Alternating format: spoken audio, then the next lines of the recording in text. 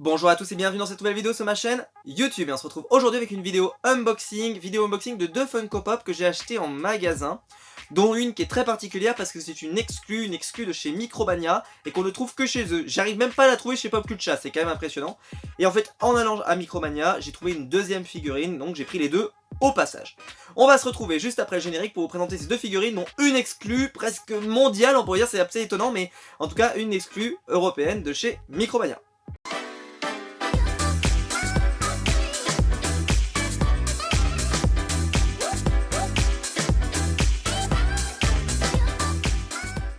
Et donc je commence avec l'exclu Micromania, et ça peut-être que ceux qui suivent l'actualité Funko sont au courant, mais peut-être que les autres vous n'êtes pas au courant. Mais Funko avait sorti, alors déjà, mystère total, Funko n'a pas sorti des pop de The Boys. Et Funko, alors peut-être au moment où je sortirai la vidéo, peut-être que ça a été annoncé, mais pour l'instant, au moment où je tourne la vidéo, ça n'a pas été annoncé. Et toujours pas. Et on n'a toujours pas eu des pop de The Witcher, de la série télé. Pourtant on a des pop de Stranger Things, à peu savoir quoi en foutre. Mais par contre du The Witcher, on n'en a pas. Et surtout que la moitié du set précédent, du jeu vidéo, n'est plus disponible. Bref, un peu étonnant. Sauf que Funko a sorti, sans prévenir, une pop de Witcher 3. Donc du jeu vidéo, à nouveau, hein, j'ai envie de dire. Donc pourtant, les pop ne manquaient pas, moi c'est pour la série qu'il manque, mais bon. Et à nouveau donc de Geralt de Rive, donc Geralt of Rivia, ça dépend si vous le prononcez en anglais ou en français.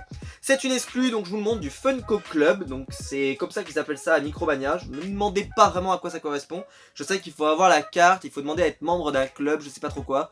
Je ne saurais pas trop vous dire. Moi je l'avais acheté sur internet et j'avais demandé de la recevoir en boutique, donc c'est en allant la chercher que j'ai acheté la deuxième figurine que je vous montrerai juste après.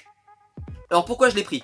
Parce que tout simplement il n'y a pas de pop de Witcher. Et alors les pop de Witcher, bah ici je vais vous montrer, mais la pop de Geralt de Rive n'est quasiment plus trouvable, ou en tout cas très difficile.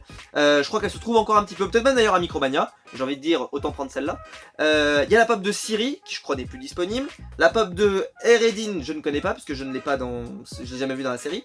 Yennefer, qui elle cote 100$ je crois, ou 150$, très très cher. Moi j'aimerais beaucoup qu'il réédite une Yennefer, mais faut croire que non. Et Triss, comment disait Ronan, Triss Merigold, je crois, quelque chose comme ça, qu'on a vu dans la série aussi, mais qui a un tout petit rôle, donc je pense qu'elle sera plus importante par la suite, qui également, je crois, ne se trouve plus. Donc en gros, à part Geralt, aucune autre ne se trouve. Voilà. Et ça aurait été donc justement la bonne occasion pour en ressortir. Donc ils ont ressorti une pop de Geralt de Rive, mais comme vous pouvez voir, c'est une exclue Glow in the Dark, c'est-à-dire qu'elle brille dans la nuit. Et je pense que c'est le symbole en fait qui brille dans la nuit, puisqu'il est en train de faire une incantation, on peut pas savoir, enfin j'en sais rien. Je trouve qu'elle est plutôt sympa, c'est pour ça que je l'ai prise. Parce que voilà, je me suis dit, tiens, quitte à prendre une pop de The Witcher, je pense pas qu'on aura 150 choix, donc voilà, celle-ci elle me branchait bien. Je trouve que la boîte est plutôt sympa, je vous montre l'arrière, mais je trouve que la boîte en plus est plutôt cool. C'est ma première pop jeu vidéo, je crois. Enfin à l'époque j'avais acheté du Pac-Man et je les avais revendus. Et je crois que c'est tout. Je crois que j'ai jamais eu de pop jeu vidéo. Et donc bah voilà, c'est la première pop jeu vidéo. J'ai pas pris les pop Pokémon aussi, donc sinon ça aurait été du jeu vidéo. Si un jour il sort Ratchet, peut-être que je craquerai sur une deuxième. Ensuite, une pop, donc comme je vous l'ai dit, j'étais en magasin. Et bah c'est vrai que j'avais complètement zappé de l'acheter. Forcément il y a eu une sorte de burn-out après cette période en avril-mai où on a eu les épisodes de Game of Thrones. Et pourtant il y a eu des nouvelles pop de Game of Thrones. Et autant vous dire, j'en ai acheté zéro, c'est-à-dire que j'en ai même pas acheté une seule. Et pourtant il y a un personnage que je réclame depuis longtemps et qu'on a enfin. Il s'agit de Theon Greyjoy, Theon Greyjoy, notre ami Theon que j'attendais mais depuis tellement longtemps, vous imaginez même pas. Theon, c'est déjà la famille Greyjoy en règle générale, elle était mais complètement, c'est comme la famille Frey. La famille Frey et la famille Greyjoy, ils étaient complètement inexistants, et bah maintenant on a Bolton. Donc peut-être qu'on aura un Frey un jour, Walder en particulier bien entendu.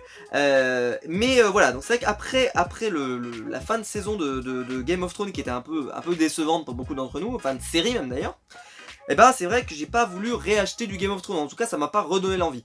Mais là en fait le fait de voir Theon, et trouver la pop plutôt sympa avec son arc en flamme. Alors bon, par contre c'est un épisode sur lequel j'avais beaucoup crié lors de la sortie de la série, il faut le savoir, j'avais fait la review de tous les épisodes de cette série, et là bon j'avais été un peu déçu de son traitement, même s'il avait quand même eu un destin on va dire assez sympathique, parce que c'était assez cohérent avec le personnage, mais j'étais un peu déçu de ce que ça a pu donner dans cette fin de saison.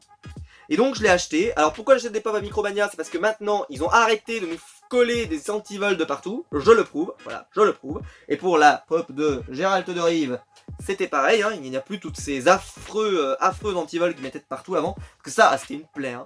Et donc, on a la pop donc de Théon Greyjoy. La pop est plutôt sympa, je vais vous la sortir de la boîte, je vais même vous sortir les deux pop des boîtes, et comme ça, on va pouvoir les admirer un petit peu plus près. Juste avant de vous montrer les figurines, je vous montre l'arrière de la boîte de Théon, je l'ai fait un peu vite. Effectivement, donc il y a la pop de Arya Stark, une nouvelle Arya. Alors moi j'ai la Emerald City Comic Con qui était sortie l'année dernière, donc je l'ai pas racheté. Jon Snow, j'en ai déjà un. Notre ami Théon Greyjoy qui est présent. Sansa Stark que j'ai déjà et elle coûte une blinde la dernière, donc si vous la voulez, c'est le moment ou jamais d'avoir une Sansa Stark à prix accessible. Surtout qu'elle est hyper détaillée, j'ai vu, elle est super jolie. C'est juste que moi j'ai l'ancienne version donc je la garde parce que cette version là j'y tiens beaucoup. Parce que c'est la version quand elle était avec Ramsay Bolton et alors prenez plein la gueule. Et moi j'aimais bien. King Bran the Broken, c'est ça? The Broken, oui. Alors ça bon ça spoil un peu mais bon c'est pas grave, qui n'est pas spoilé aujourd'hui sur Game of Thrones. En fait c'est la même que celle qu'ils ont sortie, sauf que la première en fait il avait alors la première elle était debout, elle était nulle, je l'avais même dit d'ailleurs et je l'ai revendue. Et il y avait celle où il tient la dague d'entre les mains, je la trouvais un peu plus sympa que celle-là, celle-ci je la trouve un peu simpliste. Mais après, si vous voulez la version ultime de Bran, pourquoi pas. Le Night King qui est sorti en je ne sais combien de versions, et celle-là je trouve que c'est la plus pourrave de toutes. Et ensuite la montagne. Là par contre elle est vraiment sympa, c'est juste que la montagne n'est pas un personnage que j'aime particulièrement, donc je n'ai pas... Ça pareil, pourquoi on n'a pas une réédition du limier? Le limier est introuvable, on a une réédition de Sansa. Mais je pense qu'il y a beaucoup de gens qui auraient... Je suis pas sûr que cette pop là, la pop de la montagne, soit bien vendue. Parce que je pense qu'il aurait fallu rééditer le limier et la montagne. Pourquoi pas un double pack par exemple. Je sais, je ne travaille pas pour Funko mais j'ai des excellentes idées. On commence donc avec la première Funko Pop. Et il s'agit de celle de Geralt de Rive. Geralt of Rivia. Elle est très sympa. Il n'y a aucun défaut de peinture, en tout cas à première vue, comme ça quand je vous la fais défiler. L'épée est magnifique et n'est pas tordue. Ça, c'est quelque chose qui a vraiment été corrigé chez Funko depuis quelques années. Avant, une épée, les trois quarts du temps, elle était... Hein, on se souvient tous des sabres laser Star Wars qui avaient des formes folkloriques, on va le dire. Sa projection comme ça est assez sympa. Je pense qu'il n'y a que ça qui brille. Je pourrais me tromper. Est-ce qu'ils auraient eu l'idée de faire briller autre chose?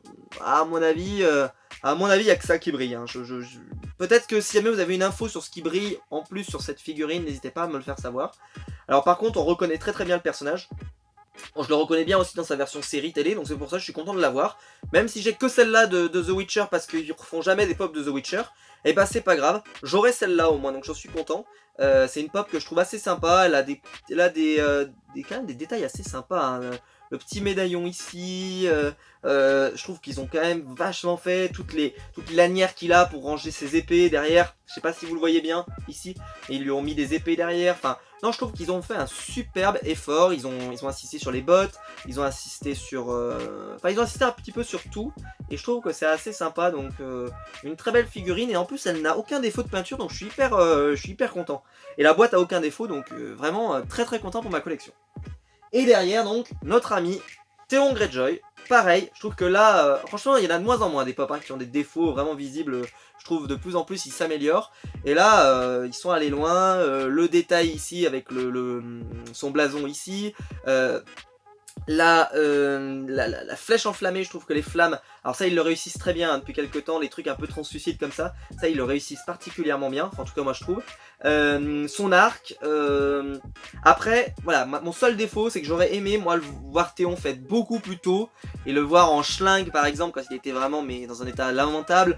Là je trouve que oui on le reconnaît, je peux pas vous dire qu'on le reconnaît pas, mais est-ce que l'arc c'est une arme caractéristique pour notre ami Théon? Je suis pas certain. J'aurais préféré le voir avec une épée par exemple.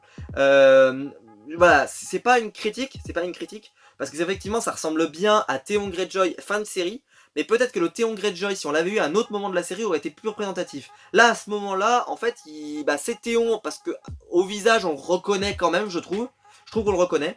Là quand je le regarde, oui effectivement ça a l'air d'être Théon, mais sa tenue n'étant pas caractéristique de Théon, t'as pas l'impression, tu te dis pas ah c'est Théon. Genre je vous l'enlève la tête et vous regardez son corps et vous dites ah si c'est Théon. Pas vraiment. Alors ça pourrait me dire aussi, c'est vrai qu'il a pas une tenue spéciale comme Daenerys, comme Jon Snow, etc. C'est vrai, donc je peux pas le reprocher là-dessus. Mais je suis un peu déçu sur ce côté-là. Mais ceci étant dit, la flamme, elle est sublime. Je sais pas si vous voyez, mais en fait, ils ont fait un effet qui rend super bien. Enfin, je sais pas comment ils ont fait ça. Ouais, par contre, c'est un peu fragile d'après ce que je vois. Et est-ce que la flèche elle est bien droite? Question. Oui, elle est assez droite. Donc, très content de cette figurine et très content d'ajouter à ma collection de Game of Thrones. Là, pour moi, la collection est vraiment complète parce que j'ai vraiment tous les. S'il sort Walder Frey, pourquoi pas? S'il sort Walder Frey, j'exclus pas de craquer. Voilà. C'est pas sûr que je craque, mais pourquoi pas. Voilà, j'espère que la vidéo vous aura plu. Si c'est le cas, n'hésitez pas à la liker, à vous abonner et à la partager également. N'hésitez pas à faire un tour dans les YouTube pour me soutenir. N'hésitez pas à me dire dans les commentaires laquelle des deux vous avez préféré. Alors moi, vraiment, ça sans problème, c'est la pop de Geralt of Rivia, que je trouve vraiment super sympa. Mais n'hésitez pas vous à me dire quelle est la pop que vous préférez dans cet unboxing, et n'hésitez pas à me dire aussi surtout si vous avez des pop de The Witcher, et mieux encore, est-ce que après la série Game of Thrones vous avez acheté des pop Game of Thrones, vous ne voulez plus entendre parler, vous ne voulez plus en acheter? Question qui me semble, parce que j'ai l'impression que le dernier set est un peu passé sous le radar, parce que moi j'ai complètement oublié de les acheter, et je pense que je suis pas le seul. Voilà, j'espère que la vidéo vous aura plu, on se retrouve très vite sur ma chaîne YouTube, ciao!